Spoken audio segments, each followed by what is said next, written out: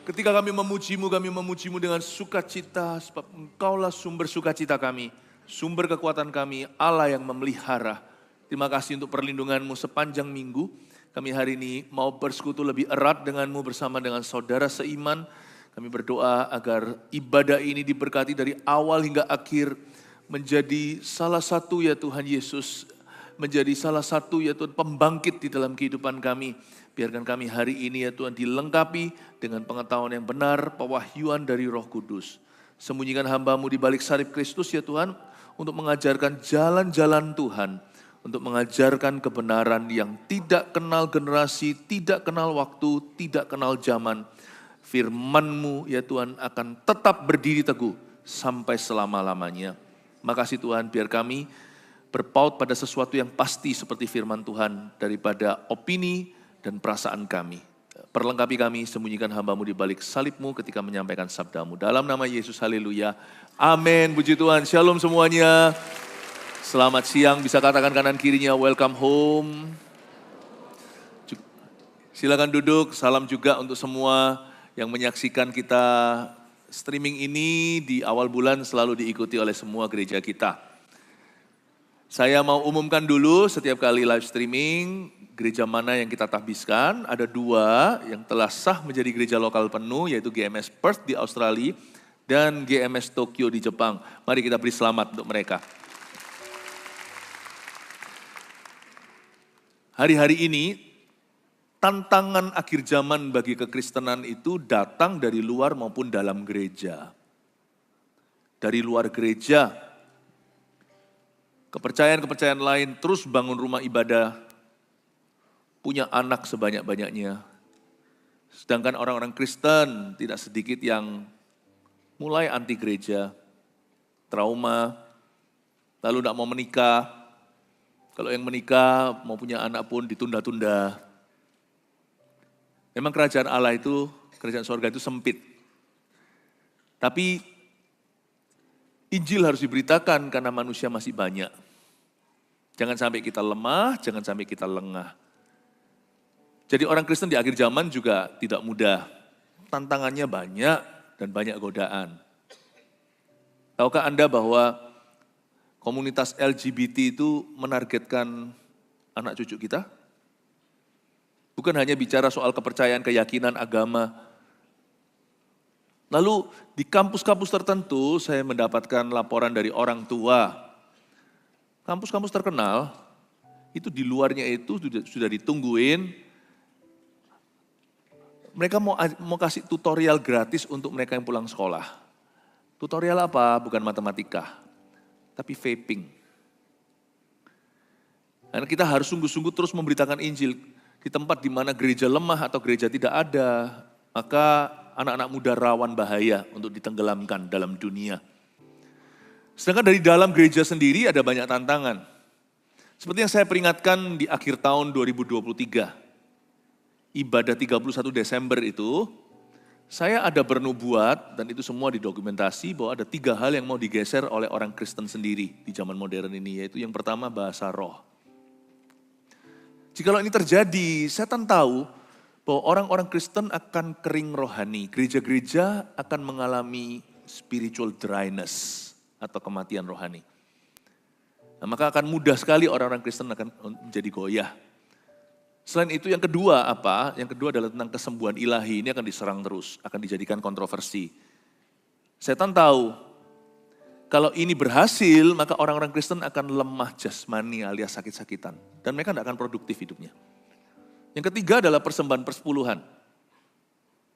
Dan setan tahu, kalau mental kemiskinan itu dibiarkan, orang itu cinta materi lebih dari Tuhan, dan tidak punya disiplin seperti orang olahraga, mereka juga tidak punya disiplin atas harta mereka, maka yang namanya orang-orang Kristen akan mengalami goncangan ekonomi, akan mengalami kekurangan materi, dan yang kayak begini itu mudah dibeli. Ini sudah terjadi banyak di mana demi beras dan nasi mereka akan pindah keyakinan. Kita harus berdoa Bapak Ibu Saudara ya, supaya kita sebagai gereja Tuhan di akhir zaman ini, tugas kita belum kelar. Masih ada orang-orang berikutnya soalnya. Kalau kita mau egois sih, I'm happy already. Me and my family, saya dan keluarga saya sudah sama-sama kenal Tuhan, sudah melayani Tuhan. Tapi kalau kita mau melihat lebih jauh demi orang lain, I think kunci kerajaan surga di tangan kita tidak boleh sembarang menggunakannya. Kita harus sungguh-sungguh untuk menjalankan amanat agung dimulai dari diri sendiri. Ada 2 kalimat hikmat yang Tuhan taruh, ini belum khotbahnya, ini baru intro. Tapi saya ada 2 kalimat hikmat ini yang Tuhan taruh pada saya yang saya mau bagi ke saudara. Number 1 yang ditulis di sini ada dimunculkan, dukunglah perintisan gereja-gereja lokal Kristen yang sehat dan kuat. Mari kita komitmen sebagai gereja Tuhan untuk terus mendukung perintisan gereja-gereja lokal Kristen yang kuat. That's very important. Ya, maka anak cucu kita akan diluputkan dari arus dan pengaruh dunia. Dan bahkan mereka bisa memenangkan teman-teman mereka. Berikutnya kalimat hikmat yang Tuhan kasih dalam titipkan pada saya bagikan ke Anda adalah, menikahlah dan punya anak yang single di sini ya. Serta bangunlah keluarga Kristen yang kuat, yang single maupun sudah menikah. Kalau kita sudah menikah, punya rumah tangga, bangunlah keluarga Kristen yang kuat. Jangan sampai dari rumah tangga Kristen keluar anak-anak muda yang kepahitan. Sama papa, mama. Tetapi bagi yang muda-mudi di sini, yang single nih, ya saya ngerti jodoh itu dari Tuhan. Kadang-kadang juga not up to you, tidak tergantung Anda. Tetapi juga ada loh orang loh, sebenarnya sudah ada pilihan, tetapi gak mau milih-milih. Karena terlalu cerewet juga ada yang baik begitu ya. Mau yang ini, mau yang itu, mau yang opa-opa ya. Bukan opa-opa tua, bukan. Opa ya. Kalau ada seseorang Tuhan taruh dan orang itu takut akan Tuhan. Dan dia juga bertanggung jawab. Ya. Maka belajar untuk membuka mata dan belajar untuk menerima kemungkinan. Sungguh-sungguh doalah. Siapa tahu dia jodohmu ya kan? Dan kalau sudah menikah jangan tunda-tunda punya anak. Lama-lamain, gak usah punya anak. Orang mau punya anak gak bisa. Ada yang bisa punya anak ditunda. Ya. Tapi jangan hanya sekedar punya anak, oh McDonald had a farm, iya yo. Kesebelasan tetapi semuanya terlantar ya jangan. Bangunlah keluarga yang kuat, amin. Oke. Sebelum kita dengar firman Tuhan, ada satu laporan kemenangan. Bulan lalu waktu saya berkunjung ke Australia, gereja kita ketiga di Sydney, yaitu GMS, Sydney Mascot. Dibangun hanya 6 hari loh oleh para volunteersnya. Benar-benar gereja kita diisi dengan church builders. Yang kerja itu tua, muda, ya, mahasiswa, keluarga di sana, mereka semua punya profesi sendiri-sendiri, tapi mereka ngelembur-ngelembur sama-sama, nggak disuruh, nggak diminta, tapi mereka tergerak. Mereka membangun gereja itu sebelum nanti weekendnya, waktu saya resmikan, waktu datang ke sana, sudah banyak jiwa-jiwa yang bertobat. Banyak anak-anak muda juga yang dimenangkan. Ya. Tak terkecuali sampai gordennya semua itu bikin tangan. Yang bikin itu adalah gembala Australia sendiri. Dan Ibu Gemnya juga ikut jahit gorden sekalian. Saya terharu melihatnya, angkat kursi sekalian. Saya mau tayangkan laporan kemenangan ini, bagaimana satu gereja ketika kita gotong royong bersama-sama dibangun dalam 6 hari dan di situ menjadi bahteranu. Terus menerus setelah itu banyak orang-orang diselamatkan, dimuridkan lewat gereja kita. Mari kita saksikan.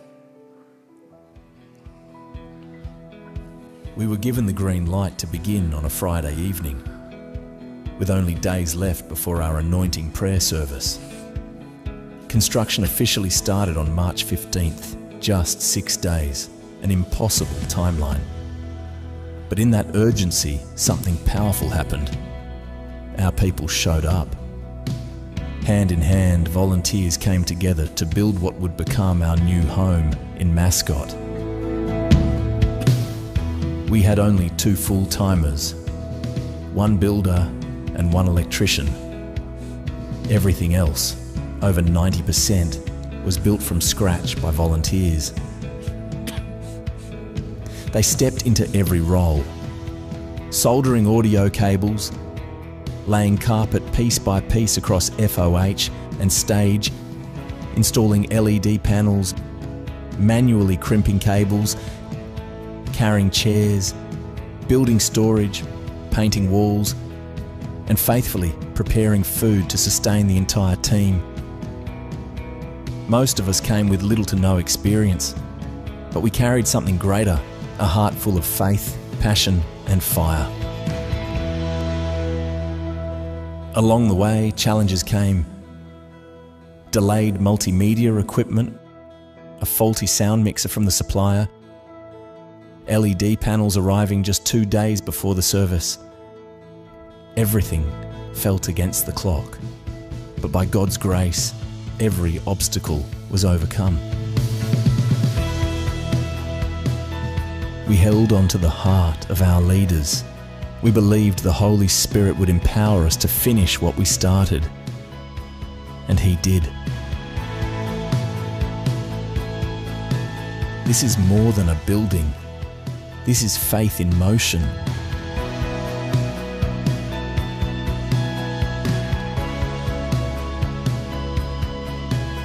We didn't just build, we answered the call. Haleluya. Puji Tuhan. Hari ini kita akan belajar dari satu kalimat firman. Tuhan cinta orang yang memberi dengan sukacita. Bahasa Inggrisnya, God loves the cheerful givers. 5 kali kebaktian. Prinsip dari perjanjian baru, saya ambil story atau ceritanya dari perjanjian lama. Ada 5 cerita. Tadi pagi Abraham di Mamre. Lalu habis itu kebaktian berikutnya nanti saya bahas Daud, perempuan Sunam, lalu kasih kesimpulan terakhir. Mari sekarang kita di ibadah 2, belajar dari suatu cerita yang terkenal namanya Janda di Sarfat. Tapi sebelumnya mari kita baca dulu prinsip rohaninya. Kita buka 2 Korintus pasal 8 ayat 1-9.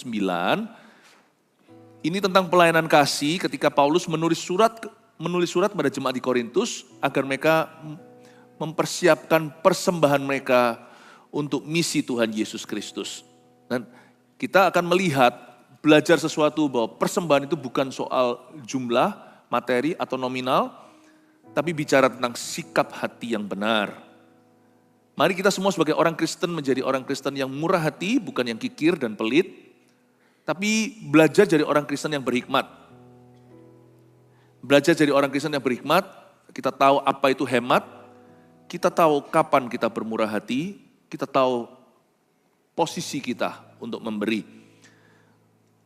Ayat pertama, saudara-saudara, kami hendak memberitahukan kepada kamu tentang kasih karunia yang dianugerahkan kepada jemaat-jemaat di Makedonia, selagi dicobai dengan berat dalam pelbagai penderitaan, sukacita mereka meluap, dan meskipun mereka sangat miskin, namun mereka kaya dalam kemurahan. Aku bersaksi bahwa mereka telah memberikan menurut kemampuan mereka, bahkan melampaui kemampuan mereka. Dengan kerelaan sendiri mereka meminta dan mendesak pada kami supaya mereka juga beroleh kasih karunia untuk mengambil bagian dalam pelayanan kepada orang-orang kudus. Mereka memberikan lebih banyak daripada yang kami harapkan. Mereka memberikan diri mereka pertama-tama kepada Allah, kemudian oleh karena kehendak Allah juga kepada kami. Sebab itu kami mendesak pada Titus supaya ia mengunjungi kamu dan menyelesaikan pelayanan kasih itu sebagaimana ia telah memulainya.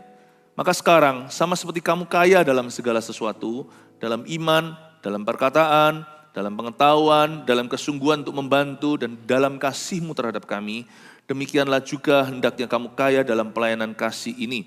Aku mengatakan hal itu bukan sebagai perintah, melainkan dengan menunjukkan usaha orang-orang lain untuk membantu. Aku mau menguji keikhlasan kasih kamu, karena kamu telah mengenal kasih karunia Tuhan kita Yesus Kristus, bahwa ia yang oleh karena kamu menjadi miskin, sekalipun ia kaya, supaya kamu menjadi kaya oleh karena kemiskinannya. Saya memberikan sebuah pengajaran seimbang tentang memberi atau giving. Dan ini adalah salah satu kebenaran Tuhan yang sangat profound, sangat penting, sangat fundamental dalam kehidupan orang percaya. Percuma jikalau kita itu kaya dalam iman, pengetahuan, dalam pelayanan, tapi orangnya pelit, orangnya itu kikir. Maka Tuhan bukan hanya Tuhan tidak dimuliakan, tapi iman orang itu tidak asli. Giving is bagian dari satu sifat Tuhan Yesus. Karena begitu besar kasih Allah yang memberikan. Allah Bapa pun demikian. Dan untuk menyampaikan firman ini tentunya datang dengan segala resiko untuk disalahpahami. Tetapi kalau saya tidak sampaikan, saya bukan gembala yang baik. Karena ketika Yeskel bernubuat ke arah 4 mata angin, dia tidak bernubuat ke 3 atau 2, hanya 1 arah angin. Segala sesuatu di hidupmu harus arahnya ke Yesus Kristus. Termasuk di dalam pekerjaan kita dan kehidupan keuangan kita. Apalagi bulan lalu kita baru saja menutup tema bulanan kita yang membahas tentang pemeliharaan Allah. Saya percaya giving itu mengandung kuasa. Tapi bukan dengan cara diiming-iming atau dengan PHP pengharapan palsu. Ibadah ke-1 tadi saya jelaskan bahwa tidak semua tuaian ketika kita menabur itu sifatnya materi. Dan bukan hanya kita bisa memberikan kepada Tuhan uang untuk pekerjaannya, tetapi kita juga bisa memberikan waktu dan perhatian dan sebagainya. Makanya itu setiap ibadah hari ini 5 kali semuanya itu saling melengkapi. Kalau Anda dengar salah satu, tidak lengkap bentuk wajahmu, wajah Kristus pada kehidupan keuangan Anda atau pada kehidupan pekerjaan Anda. Mari kita pelajari apa kata Paulus di sini tentang giving. Saudara-saudara, kami hendak memberitahukan kepada kamu tentang kasih karunia yang dianugerahkan kepada jemaat-jemaat di Makedonia. Jemaat di Makedonia itu lagi mengalami krisis moneter. Terbukti di ayat 2 selagi dicobai dengan berat dalam pelbagai penderitaan. Tapi sukacita mereka meluap. Meskipun mereka sangat miskin, namun mereka kaya dalam kemurahan. Secara iklim atau secara ekonomi mereka mengalami goncangan yang sangat serius. Makedonia terdiri di dalamnya ada kota Filipi, Tesalonika. Tapi per family, per unit keluarga atau per individu juga mereka mengalami challenges atau mengalami tantangan secara ekonomi. Tapi di ayat 1 ada ayatnya begini. Saudara-saudara, kami hendak memberitahukan kepada kamu tentang kasih karunia yang dianugerahkan kepada jemaat-jemaat di Makedonia. Mereka memperoleh kasih karunia. Kasih karunia untuk memberi. Ini luar biasa, ini sesuatu yang sama sekali melawan hukum dunia atau hukum jasmani. Bukannya orang itu kalau lagi seret, dia justru harus pelit.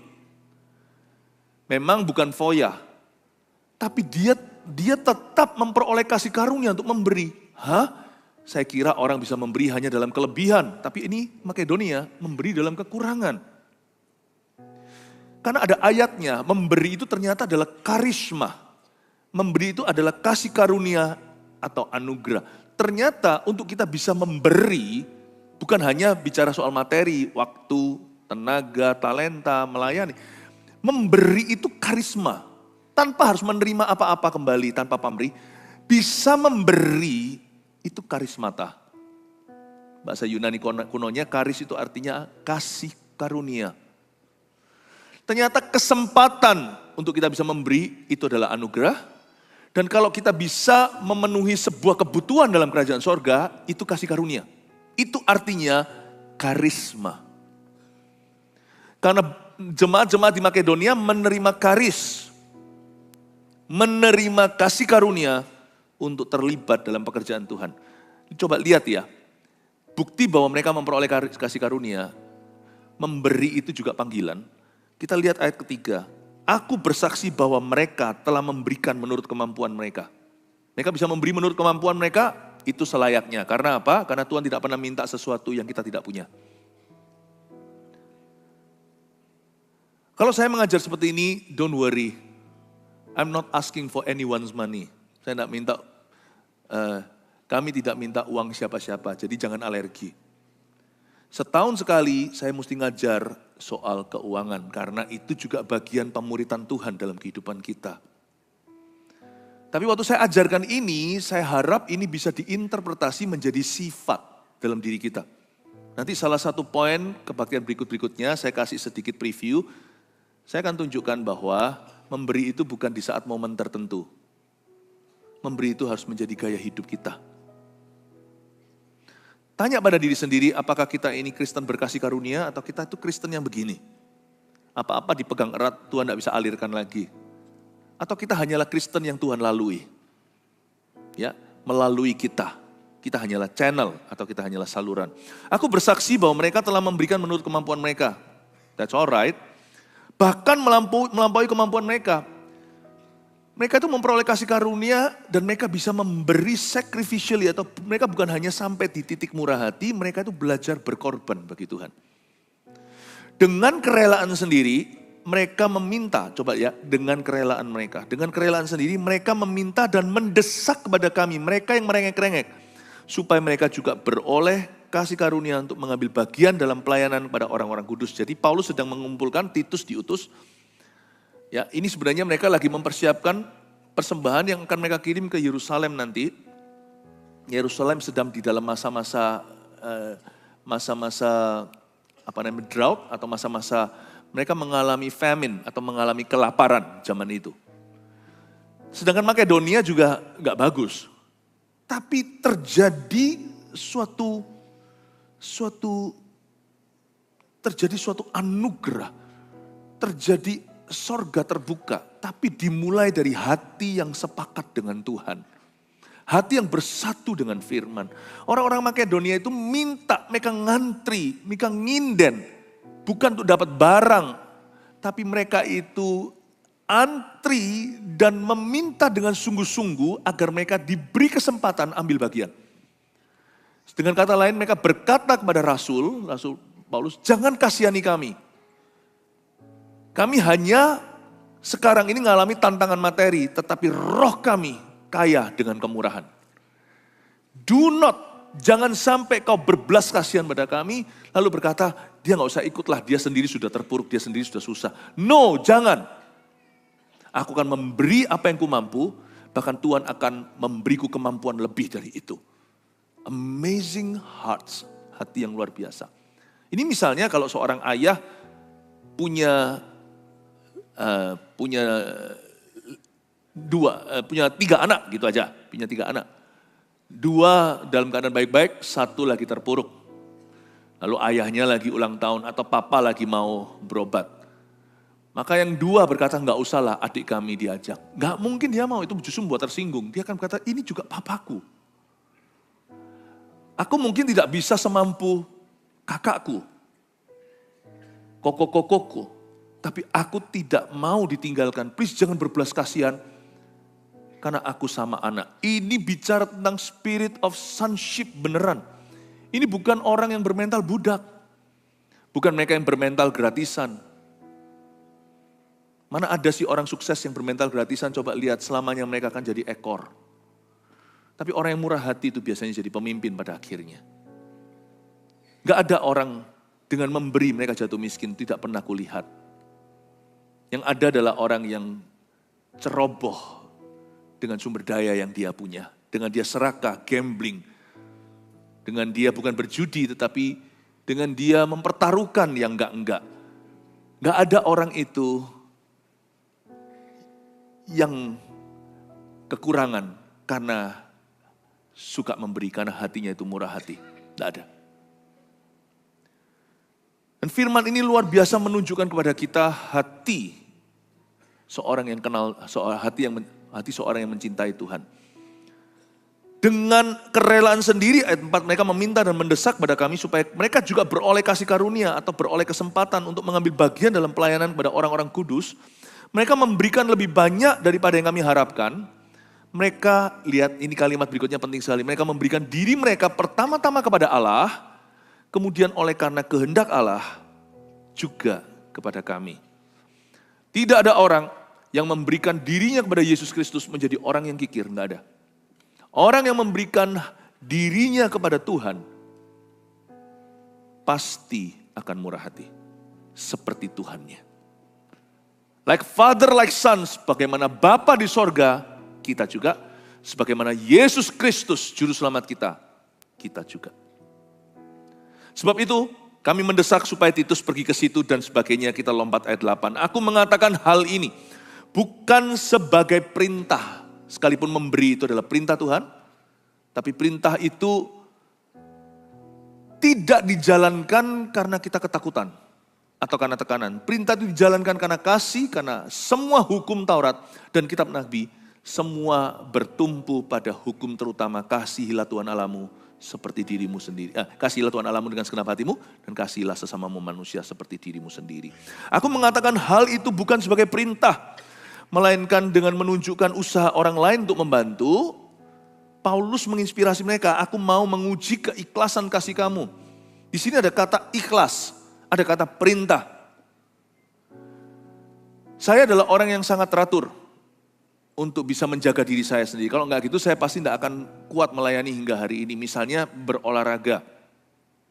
Saya pastikan saya akan olahraga sekian volumenya 2 kali seminggu. Suka nggak suka, senang nggak senang. Karena saya tahu itu baik untuk saya. Maka saya usahakan kalau misalnya saya sedang berpergian lebih dari 1 minggu, akhirnya saya tidak bisa olahraga di sini, saya usahakan untuk gimana lah di kamar sendiri untuk olahraga sendiri. Pastikan kalau enggak saya tidak mungkin kuat dengan semua tuntutan pekerjaan yang begitu banyaknya. Saya kalau ingin stabil secara jasmani, ini baru fisik, saya begitu. Saya juga mau stabil dalam kehidupan keuangan saya. Makanya dari sejak saya bujangan, dari hari pertama saya bertobat, saya menerapkan pada diri saya sendiri, bukan pada orang lain. Karena saya tidak langsung lahir baru jadi pemimpin. Saya adalah seorang yang mengembalikan kepada Tuhan apa yang Tuhan percayakan. Saya punya gaya hidup memberikan persembahan persepuluhan sejak saya lahir baru. Tadi saya cerita di ibadah sebelumnya, tapi karena saya belum cari nafkah dari allowance atau uang saku. Waktu itu Tuhan gerakkan hati saya memberikan 20%, jangan ditiru. Itu adalah apa yang saya terapkan pada diri sendiri. Tapi hari ini saya dan istri saya mengajar kepada putra-putri kami. Dari sejak mereka muda belia, sampai sekarang 2 sudah bekerja, yang 1 masih sekolah, yang 1 masih dari uang saku, yang 2 dari penghasilan sendiri. Kami ajari mereka udah jadi gaya hidup dari kecil, karena saya tahu kalau mereka punya ini, Tuhan akan jadi Tuhannya, bukan mamon di dalam hati. Kalau orang tahu bagaimana mengembalikan kepada Tuhan, mereka mengakui Tuhan. Dan itu bukan sebagai perintah. Itu sebagai keikhlasan. Menata persembahan kita kepada Tuhan, itu bukan saja karena hukum Taurat. Sekalipun iya hukum Taurat pun Yesus berkata, aku datang bukan untuk meniadakannya, tapi untuk menggenapinya. Tapi hukum kasih yang lebih tinggi. Seperti tadi loh, aku enggak mau enggak terlibat, wong aku juga anaknya papa. Oh enggak mau, aku mau memuliakan Tuhan dengan harta. Tapi kan enggak harus persentase tertentu. Ya memang enggak harus, tapi karena badan kita ini perlu didisiplin, keuangan kita juga. Saya ajari itu kepada anak-anak. Badan saya enggak didisiplin. Misalnya kalau sekarang saya belajar push up gitu ya, lama-lama dari 20, turun ke 10 pun berat jadi 9. Kalau saya tidak punya satu patokan. Badan kita itu mudah untuk kompromi dan memberi kita sinyal-sinyal yang salah. It's too much. Ternyata kalau kita dipaksa, kita bisa lebih dari itu.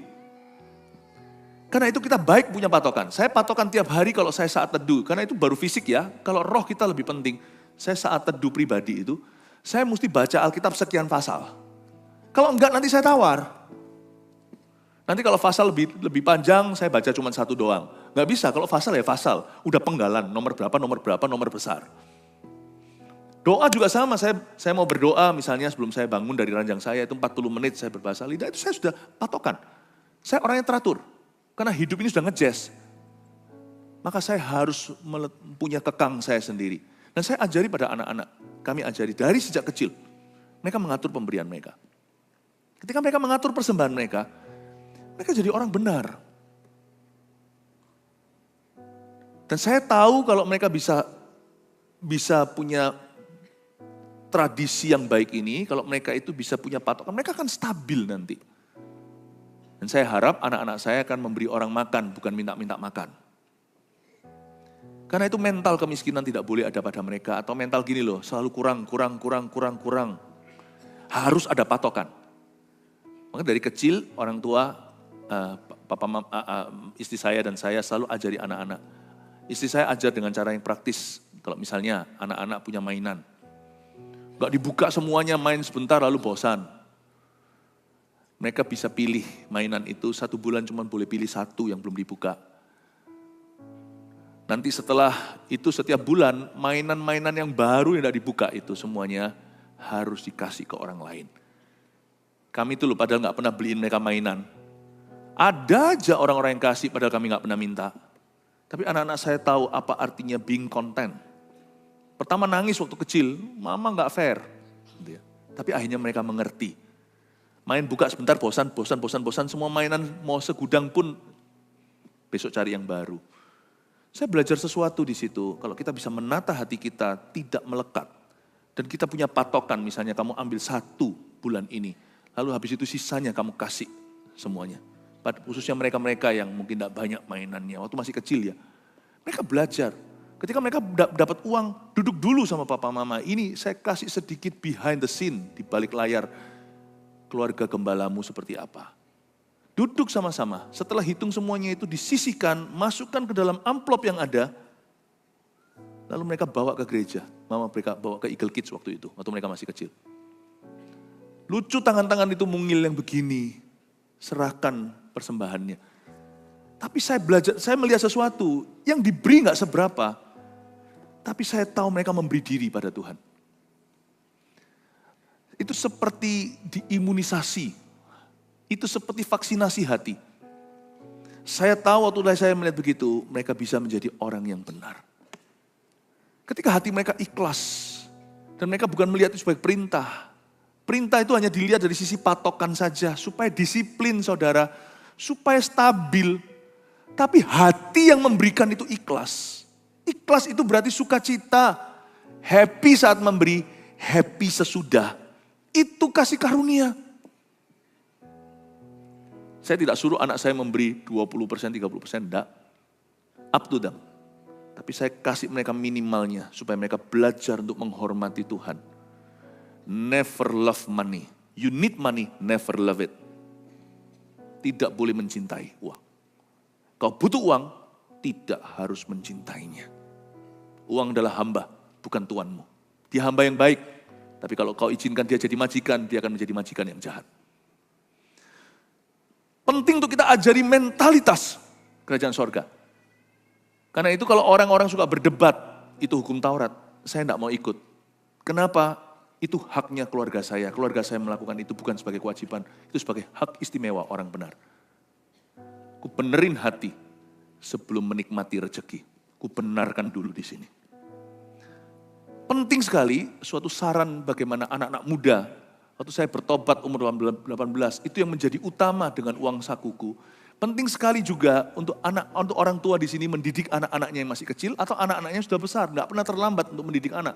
Kita nggak pernah wisuda sebagai papa mama selama kita belum mati. Ajari mereka. Love the Lord with all your heart. Di mana hartamu berada, di situ hatimu berada. Love the Lord with your heart means also love the Lord with your wealth. Berarti juga mengasihi Tuhan, bukan hanya dengan segenap hatimu, di mana hartamu berada, hatimu berada, memuliakan Tuhan juga dengan harta benda.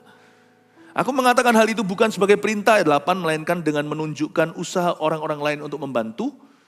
Aku mau menguji keikhlasan kasih kamu, karena kamu telah mengenal kasih karunia Tuhan kita Yesus Kristus, bahwa Ia yang oleh karena kamu menjadi miskin, sekalipun Ia kaya, supaya kamu menjadi kaya oleh karena kemiskinannya, bukan bicara soal materi saja, ini bicara tentang hati yang berkenan kepada Allah. Dia itu seperti itu supaya kau belajar menjadi seperti Dia. Kita buka lagi beberapa ayat sebelum kita masuk ke ceritanya di Perjanjian Lama, yaitu janda di Sarfat. Kita buka ayat yang di pasal 9 ayat 6 sampai 10 dengan cepat saya bahas. Memberi dengan sukacita, membawa berkat.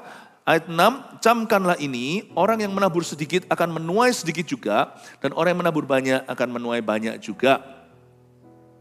Hendaklah masing-masing memberikan menurut kerelaan hatinya, jangan dengan sedih hati atau karena paksaan. Sekalipun jikalau ada perintah misalnya, itu pun hati ikhlas, bukan karena paksaan, sebab Allah mengasihi orang yang memberi dengan sukacita. Ini yang terkenal sekali dalam satu kalimat bahasa Inggris. Orang Kristen yang berbahasa Inggris pasti nggak asing dengan kalimat ini. God loves the cheerful givers. Kata Allah mengasihi itu bukan berarti Tuhan pilih kasih hanya kepada orang yang suka memberi, bukan. Tuhan itu mengasihi semua orang, pendosa atau bukan. Kita semua pendosa, pemberi atau bukan maksudnya, semua kita pendosa. Tapi kata Allah mengasihi itu artinya Tuhan menunjukkan favor. Ada favor atau perkenanan-perkenanan. Ada penyertaan yang akan beda. Tuhan cinta nggak orang yang pelit? Tuhan kasih nggak, mengasihi nggak pada orang-orang yang kikir? Yes. Tapi orang yang murah hati itu seperti magnet bagi Tuhan. Itu seperti magnet hadirat Tuhan. Orang yang memberi dengan sukacita itu membuat Tuhan itu berkata, oh, itu artinya Allah mengasihi. Sama-sama 3 anak Tuhan cinta semua. Tapi yang satu mengundang, oh, yang satu lagi mengundang. Sama-sama cinta. Tapi percayalah, yang diajak Tuhan itu yang mengundang, oh, pasti yang diajak. Yang nggak mungkin diapa-apain sama Tuhan. Tapi pasti diajari bertobat. Itu kata mengasihi itu bukan kasih tanpa syarat. Itu favor Tuhan. Tuhan itu suka. Ini bukan I love you, love semua for everybody. Ini I like you. I love you, I love you, I love you, but today I don't like you. I like you, I like you. Jangan berhenti sampai Tuhan mengasihi. Berhenti sampai Tuhan senang sekali. Dan Tuhan senang sekali pada orang yang memberi dengan sukacita. Kata sukacita di sana hilaros yang artinya seperti hilarious atau ketawa terbahak-bahak. Itu menunjukkan orang yang sukacita saat memberi dan setelah memberi. Dan Allah sanggup melimpahkan kasih karunia, segala kasih karunia kepada kamu. Supaya kamu senantiasa berkecukupan di dalam segala sesuatu. Dan malah berkelebihan dalam berbagai kebajikan. Seperti ada tertulis, ia membagi-bagikan, ia memberikan pada orang miskin, kebenarannya tetap untuk selama-lamanya. Memberi itu harus berdasar kebenaran, bukan perasaan, bukan juga dimanipulasi untuk memberi. Memberi itu harus berdasarkan the unshaken truth of God's word. Salah satu daripada kebenaran yang sangat-sangat sah di dalam Alkitab adalah a giving heart. Hati yang memberi. Ia yang menyediakan benih bagi penabur dan roti untuk dimakan, ia juga akan menyediakan benih bagi kamu dan melipat gandakannya dan menumbuhkan buah-buah kebenaranmu. Tuhan itu menyediakan dua-dua di ayat 10, dia menyediakan benih bagi penabur dan roti untuk dimakan. Tidak semua berkat Tuhan pada kita termasuk materi, itu semua untuk ditabur. Ada yang untuk dimakan. Yang untuk dimakan jangan kau taburkan. Itu adalah berkat Tuhan untuk kenikmatanmu. Dan memang Tuhan mau membuat hidupmu semakin baik, mengupgrade kehidupan Anda. Itu juga berkat Allah, karena itu jangan pernah iri dengan berkat orang yang mengelola. Jangan iri hati, jangan sombong juga kalau kita terkesan lebih diberkati secara materi daripada orang-orang lain, jangan kita meninggikan hati. Karena tujuan berkat itu membuat kita rendah hati, bukan membuat kita gaya. Semakin merendah, kau akan semakin ditinggikan. Tapi orang yang iri hati tidak kemana-mana. Dia forever akan selalu di situ dan membunuh. Seperti Kain terhadap Habil. Tidak semua berkat di tanganmu yang Tuhan taruh hari ini termasuk hal-hal yang sifatnya materi itu untuk kau makan juga. Ada pula yang harus kau tabur. Yang harus kau tabur jangan kau makan. Kalau semua dimakan hari ini, petani semuanya hasil-hasil padinya dimakan semuanya, maka dia tidak akan punya panen berikutnya karena dia tidak menyimpan benih. Ingatlah bahwa masih ada tuaian ke depan. Jangan semua kau makan. Ada hal tertentu yang harus hangus, tidak boleh di tanganmu seterus. Dia harus kau taburkan. Termasuk materi yang Tuhan percayakan. Kamu akan diperkaya dalam segala macam kemurahan hati yang membangkitkan syukur kepada Allah oleh karena kami. Di ayat 11 justru tuaian ke-1 bukan materi. Kamu akan diperkaya bukan dengan mobil, rumah, bukan. Kamu diperkaya dalam segala hal macam kemurahan hati. Malah justru tuaian pertama itu jadi orang benar. Yang membangkitkan syukur kepada Allah oleh karena kami. Ucapan syukur. Orang yang tahu memberi. Orang itu akan punya hati yang mengucap syukur. Mudah sekali mensyukuri apa yang dia punya. Orang seperti itu biasanya nanti ujungnya tanpa dia sadari, dia diselamatkan dari banyak perbuatan gegabah. Orang itu kalau taruh Tuhan ya, disentralisasi, di pusat kehidupan keuangannya. Orang itu tidak akan berakhir berjudi. Spekulasi gak akan. Kalau dia dengar-dengaran dengan Tuhan dan melibatkan Tuhan, dia tidak akan ujungnya terpuruk. Sebab kebangkrutan itu bukan rencana Tuhan. Coba lihat ya, kenapa kok orang akhirnya ngegas lalu habis itu hilang. Satu titik, dia itu sudah hilang Tuhan dulu dalam pekerjaannya. Dia sudah tidak punya Tuhan di dalam visi keuangannya. Dia sudah Tuhan itu sudah tidak lebih daripada seseorang untuk kita beri sedekah. Sudah tidak lagi menempati posisi tengah. Jesus be the center of your career. Udah enggak. Sehingga suatu hari setelah tergerus erosi, pelan-pelan juga akhirnya udah enggak lagi untuk sepakat dengan istri. Lalu opportunity knocks atau tiba-tiba ada kesempatan yang mengetuk pintu, dibuka, wow menjanjikan, cemplunglah dana, disitulah hilang. Ada satu titik orang sebelum hilang rezeki itu hilang Tuhan dulu. Tapi nggak tentu tahun itu. Itulah sebabnya kita baik untuk punya disiplin. Membiarkan yang namanya kerajaan Tuhan itu selalu ada di tengah-tengah kehidupan kita. Termasuk kehidupan karir dan keuangan kita. Saya lakukan itu dalam keluarga kami dan kami terhadap anak-anak kami. Dan hari ini saya melakukannya juga, saya mengajarkannya kepada anak-anak rohani yang Tuhan percayakan, yaitu jemaat yang dipercayakan kepada kami.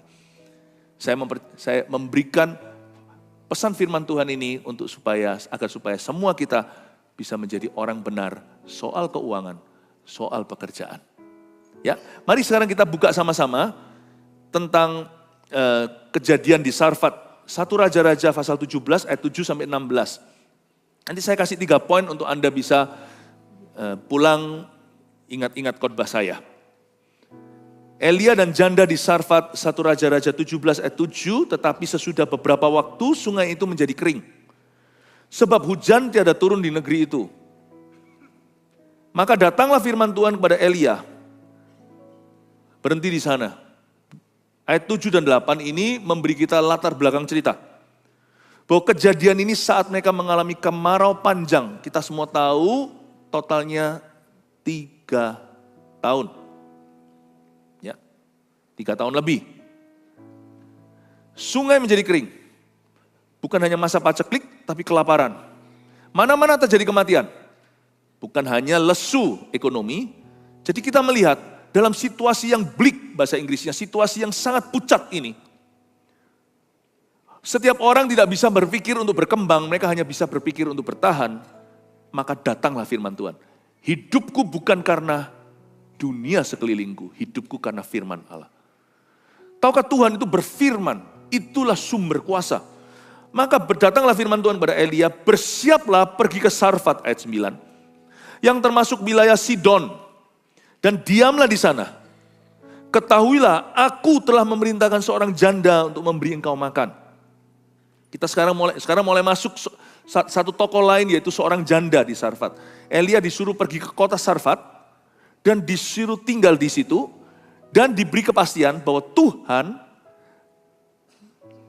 telah memerintahkan seorang janda untuk memberi dia makan. Jangan lupa, Elia nggak butuh janda ini, karena Elia barusan mengalami mujizat lebih tinggi.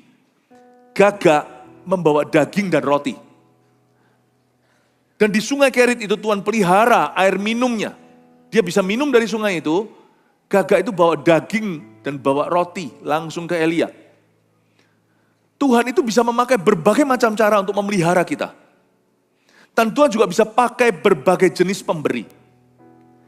Tetapi ingatlah bahwa setiap pemberi-pemberi yang ditunjuk oleh Tuhan, orang itu menerima karisma, menerima kasih karunia dari Allah. Itu panggilan. Saya percaya gagak-gagak itu pasti kalau tahu begini dia pasti marah sama janda Sarfat. Hokiku diambil orang. Aku tadi dari semua gagak ini yang tidak terpilih, orang-orang lebih suka Raja Wali. Mereka sehingga ada cerita beberapa ekor gagak pernah mulia. Dipilih sama Tuhan untuk menjadi pemberi dan memberi makan seorang nabi besar di Israel. Andai kata gagak bisa bicara, dia pasti ngomel. Aduh, bukankah ada ayatnya? Paulus pernah berkata begini, bahwa Yesus berkata, terlebih diberkati memberi daripada menerima. Orang yang menerima karisma itu tahu bahwa, oh aku kok diambil kesempatannya dari saya. Tapi orang-orang Makedonia kan lagi susah. Jangan Rasul Paulus, utus Titus. Kami mau ambil bagian. Please don't take this privilege from us. Jangan ambil hak istimewa ini dari kami. Kalau orang dunia kalau disuruh memberikan terpaksa. Kan grundel kan rasanya kalau enggak kepepet, kalau enggak ditekan. Tapi bukan begitu dengan umat Tuhan. Umat Tuhan itu lain. Mereka hidup dengan hukum yang berbeda. Ternyata Tuhan punya satu hukum ekonomi yang tidak kelihatan. Bahwa sekalipun mungkin hari ini kita susah, tapi Tuhan bilang satu hal lewat apa yang diajarkan, lewat janda Sarfat. Karunia memberi jangan pernah diambil dari dirimu. Apapun yang terjadi, jangan pernah. The last thing, you can take all my money, don't take my giving heart from me.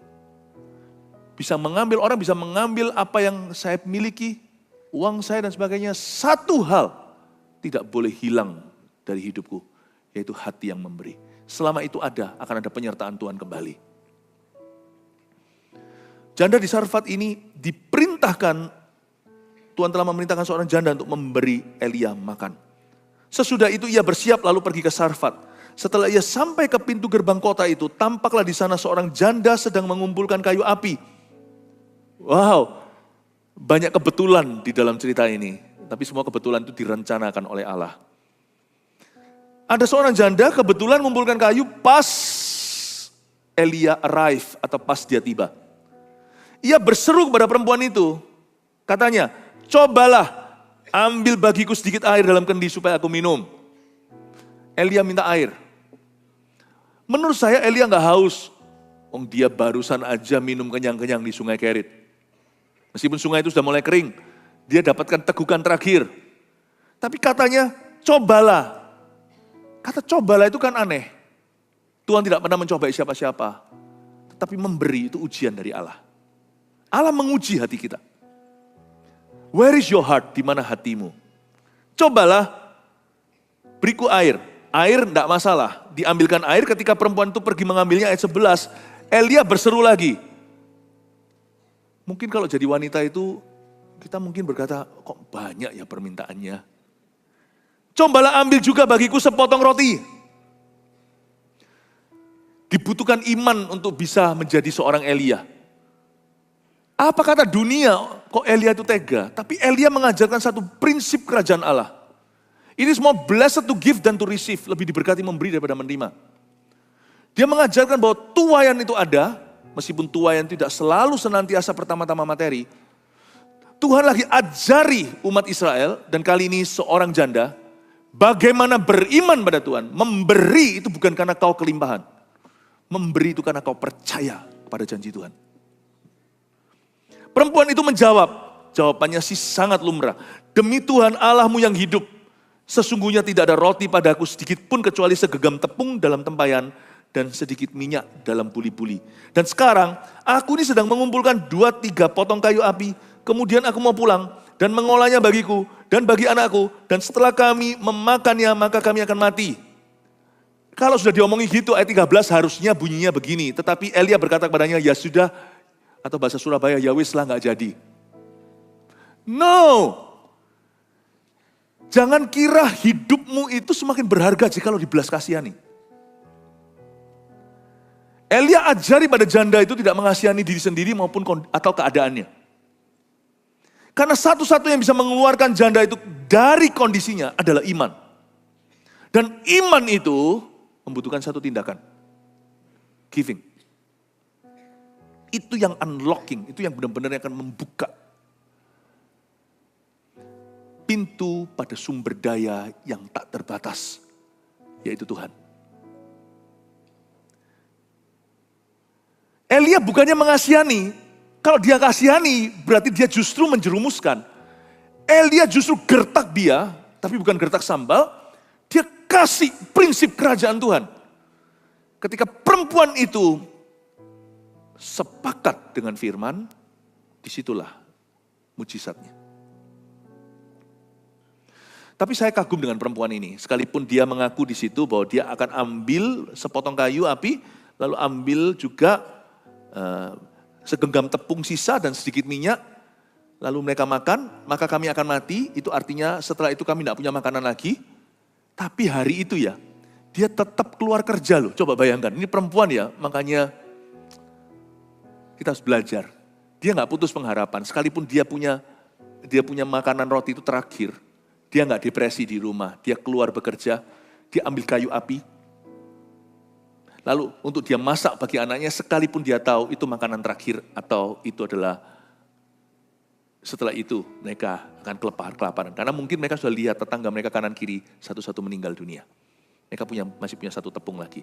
Saya yakin itu tepung dijaga dengan segenap, tidak mungkin itu tepung ada di dalam dapurnya, itu mungkin disimpan di dalam lemari besinya. Tetangga kanan kiriku sudah mati kok. Kami masih punya satu tepung terakhir. Tapi dengan begini. Dan sikut kanan kiri, awas lu ya. Jangan dekati. Ini berkatku. Dia tidak akan diberkati. Tambah begini dia tidak akan diberkati. Tidak ada tangan yang begini akan diberkati. Tapi tangan yang mau dialiri. Itu saja yang akan dilalui. Sehingga kita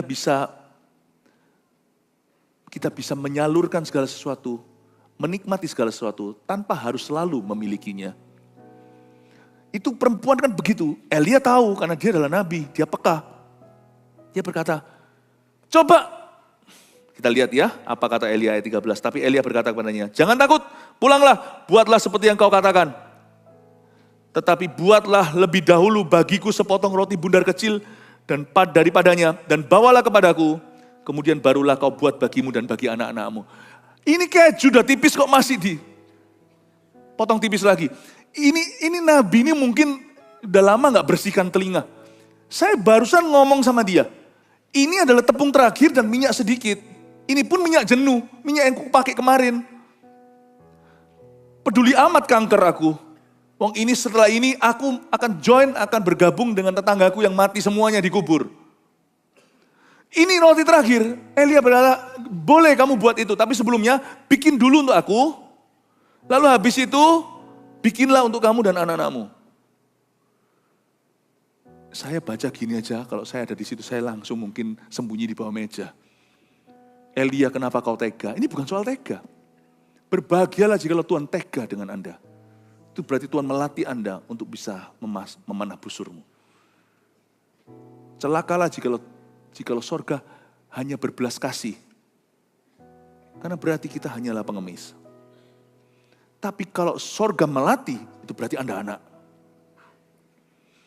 Berarti kita pewaris. Sebab beginilah firman Tuhan ayat 14. Allah Israel, tepung dalam tempayan itu tidak akan habis dan minyak dalam buli itu pun tidak akan berkurang. Sampai pada waktu Tuhan memberi hujan ke atas muka bumi.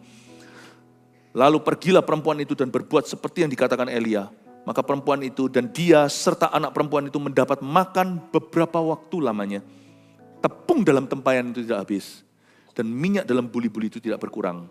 Seperti firman Tuhan yang diucapkannya dengan perantaraan Elia. Andai kata Elia kasihan, dahulu orang makan. Justru Elia menguburkan. Tapi karena Elia tega mengajarkan prinsip kerajaan Allah. Justru nanti di antara mereka mengalami mujizat. Yaitu tempayannya tidak pernah habis, minyak dalam buli itu mengalir tanpa henti. Bapak Ibu Saudara, ada 3 poin sini saya mau ambil rangkuman dari cerita Perjanjian Lama. Tentang memberi dengan sukacita, ya, Tuhan cinta orang yang memberi dengan sukacita. Dari cerita janda di Sarfat, number 1, memberi kepada Tuhan, membetulkan prioritas kehidupan. Elia ajarkan kepada wanita Sarfat, jangan begini sama berkat. Jangan begini. Ya. Jangan acungkan tinju kepada tetangganya. Awas ya, ini yang aku punya. Jangan kau dekati. Justru hati seperti itu adalah magnet berlawanan terhadap berkat-berkat Tuhan. Tuhan ajari sesuatu seperti yang saya ajarkan kepada anak-anak saya. Memberi kepada Tuhan itu, betulkan prioritas hidup kita. Itu membuat Tuhan ada di tengah. Dan membuat Tuhan itu, kita mengakui Tuhan adalah sumbernya. 2, murah hati itu karena percaya kepada Tuhan, bukan karena berkelimpahan. Kita belajar dari janda di Sarfat ini, dia gak punya lebih, itu tepung terakhirnya. But when she gave, she trusted the Nabi. Ini campur baur bahasanya. Waktu dia memberi, dia percaya pada Nabi, tapi yang dia percayai bukan manusia. Karena Nabi itu hanya penyambung lidah Allah. Padahal zaman itu ini orang Sidon loh ya, ini bukan orang yang punya hukum Taurat, mereka gak ngerti. Apalagi hari ini kita punya Alkitab. Alkitab dengan jelas mengatakan, memberi itu adalah sifat Tuhan dan sifat anak-anaknya. Jadi dari ayat ini kita mempelajari bahwa murah hati itu bukan karena kita punya segala-galanya, murah hati itu karena we believe. When you give, itu kita itu seperti mencetuskan kepada sorga, it's God that I trust. Tuhan yang kupercayai. 3, dari cerita janda di Sarfat kita mendapatkan satu kunci. Simple aja, gak perlu saya jelaskan lagi. Memberi dalam kekurangan ternyata membuka pintu penyediaan Tuhan. This is what the Bible says, not what I say. Ini apa yang kata Alkitab, bukan apa yang saya katakan. Camkan ini. Camkanlah. Ini yang disebut dengan tuaian yang dari Tuhan. Memberi dalam kekurangan, itu membuka pintu penyediaan. Allahku kan memenuhi keperluanku menurut kekayaan dan kemuliaannya. Allahku kan memenuhi kebutuhanku di dalam Yesus Tuhan. Tiada yang mustahil bagi Dia. Tiada yang mustahil bagi Dia. Ajaib segala perbuatannya, segala perkara ku tanggung dalam Dia, di dalam kekuatan kuasa-Nya, di dalam kekuatan kuasa-Nya. Allahku kan memenuhi keperluanku menurut kekayaan dan kemuliaannya. Allahku kan mencukupi kebutuhanku di dalam Yesus Tuhan. Mari jemaat kita bangkit berdiri. Kita nyanyikan lagu ini bersama-sama sebagai pernyataan iman kita. Allahku kan memenuhi keperluanku menurut kekayaan dan kemuliaannya. Allahku kan mencukupi kebutuhanku di dalam Yesus Tuhan. Tiada yang mustahil bagi Dia. Ajaib segala perbuatannya, segala perkara ku tanggung dalam Dia, di dalam kekuatan kuasa-Nya, di dalam kekuatan kuasa-Nya. Allahku kan memenuhi keperluanku menurut kekayaan dan kemuliaannya. Allahku kan mencukupi kebutuhanku di dalam Yesus. Bapa dalam sorga, meteraikan firman Yesus dalam kehidupan kami, dan hari Minggu yang istimewa ini kami belajar Bagaimana Tuhan mencintai orang-orang yang memberi dengan sukacita. Beri kami karismata itu Tuhan. Beri kami karisma itu Tuhan. Beri kami kasih karunia itu. Apapun terjadi, we will never stop giving ourselves to you. Kami tidak akan pernah berhenti memberi diri kepadamu dan memberi diri kepada sesama manusia. Ampuni kami, seringkali kami reservasi. Kami seringkali perhitungan. Kerap kali kami benar-benar merasa curiga, khawatir, dan sangat sensitif. Kalau itu soal berkat kami sendiri, milikku, punyaku. Ampuni kami punya mindset yang begitu kecil. Ampuni kami ya Tuhan Yesus, kami tidak punya mindset kerajaan sorga. Mulai hari ini kami berubah sebab kami tahu dengan spirit seperti ini Tuhan. Kami tahu ya Tuhan, kami akan mengundang perkenanan Tuhan. Hati yang murah hati yang memberi dengan sukacita. Orang yang memberi dirinya dengan tulus kepada Tuhan. Orang seperti itu mengundang Yesus di dalam rumah dan pekerjaannya. Hamba berdoa supaya jemaat-Mu Tuhan dalam pergumulan mereka, tidak sedikit hari-hari ini yang mungkin mengalami pergumulan keuangan. Hamba minta ya Tuhan Yesus, Kau taruh sifat Kristus ini dalam diri mereka dulu. Dan hamba minta solusi dari luar yang Kau akan izinkan.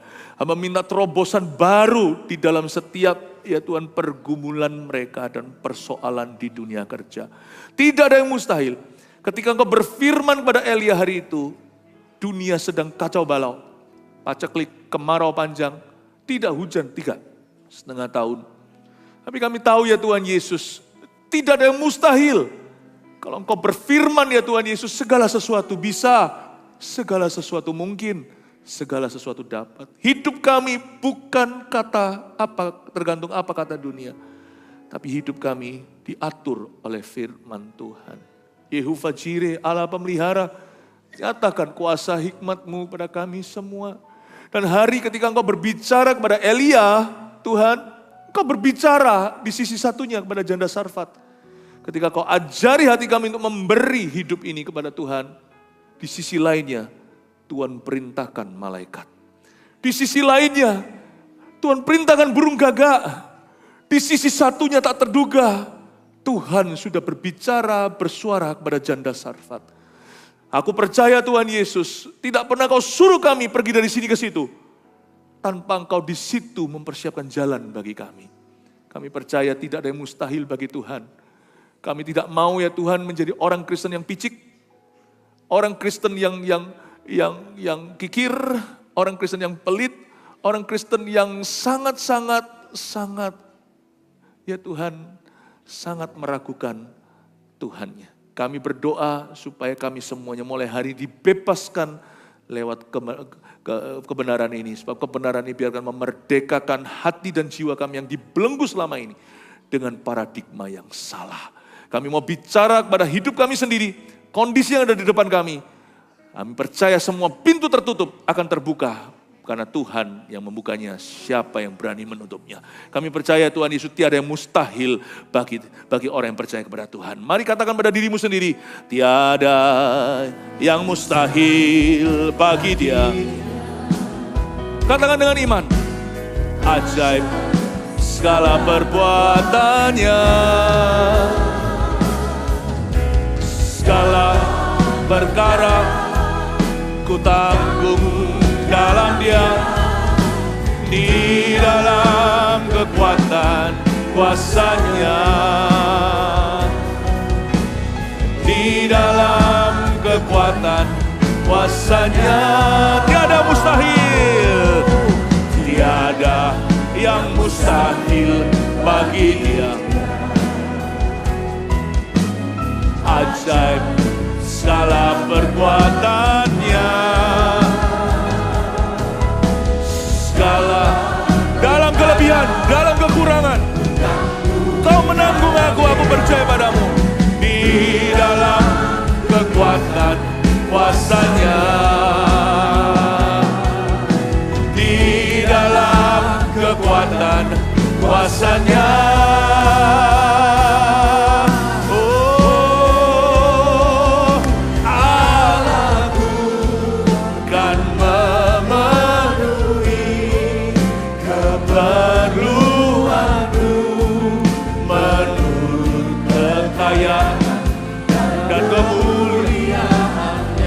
because I trust. I give because I trust. Kebutuhanku di dalam Yesus Tuhan. Di dalam Yesus. Di dalam Yesus Tuhan. Di dalam Yesus. Di dalam Yesus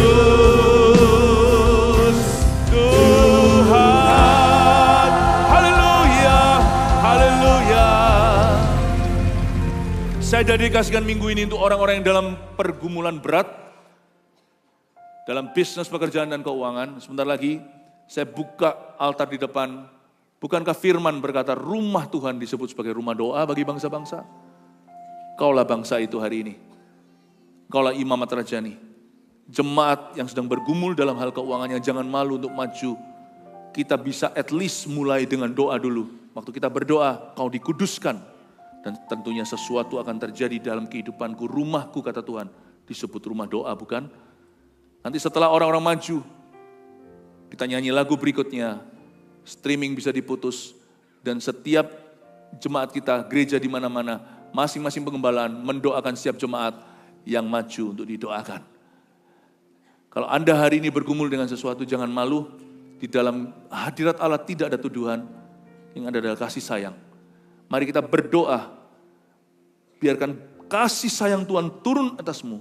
Dan waktu kita berdoa dalam roh sama-sama, mari kita berdoa for an open heavens for you.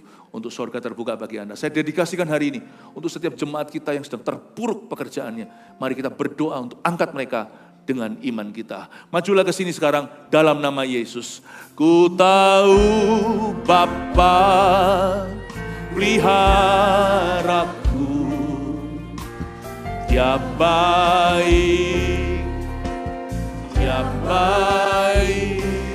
Ku tagih Dia selalu sertaku.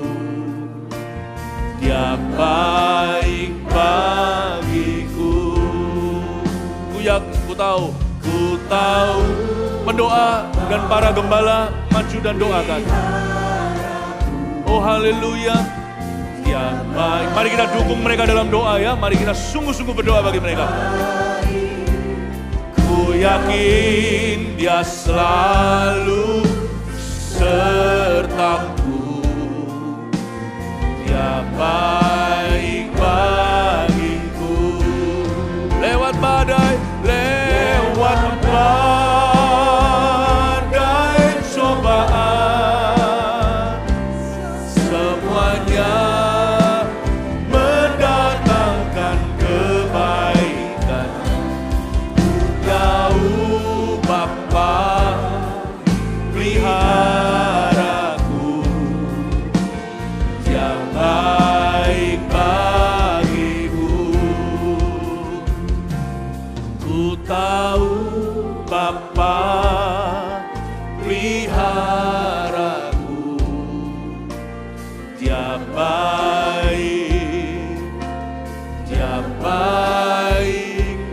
Ku yakin Dia selalu sertaku. Dia baik bagiku. Lewat badai, lewat badai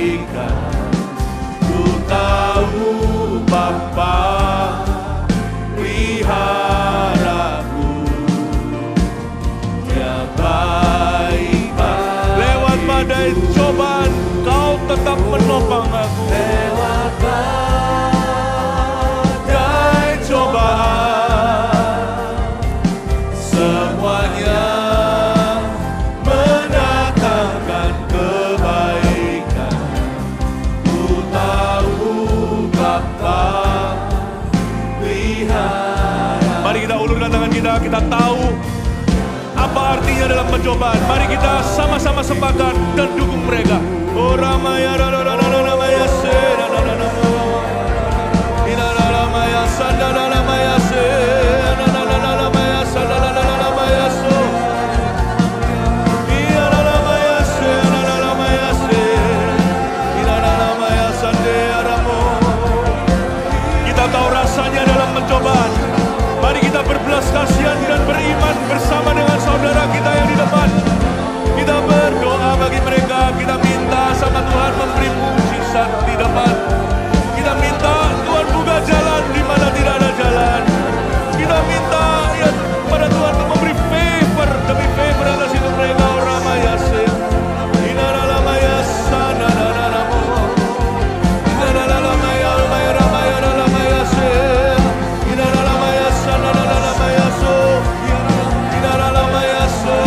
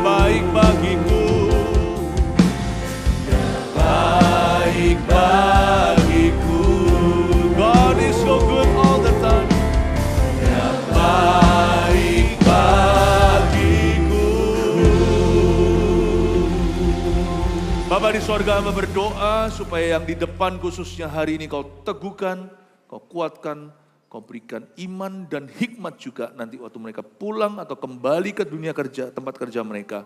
Hikmat daripada Tuhan akan menyertai mereka. Dalam nama Yesus, amin. Tetap kuat, Tuhan menyertaimu. Berikan tepuk tangan semangat untuk orang-orang yang ada di depan. Silakan kembali ke tempat duduknya.